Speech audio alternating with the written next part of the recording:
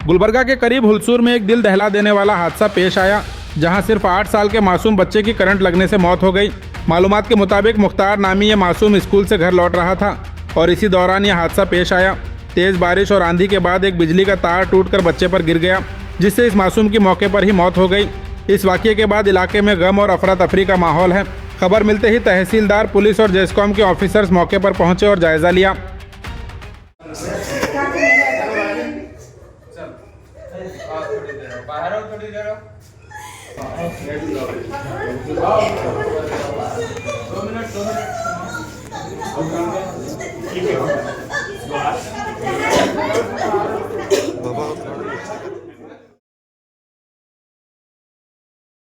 अगर आप गुलबर्गा में एक बेहतरीन CBSE स्कूल की तलाश में हैं, तो आई इनोवेटिव इंटरनेशनल स्कूल में आपका स्वागत है। यहाँ मिलती है smart classes, experience teachers, labs और एक्टिविटी बेस्ड लर्निंग। LKG से 9th तक एडमिशन्स ओपन है। ज्यादा जानकारी के लिए स्कूल विजिट करें।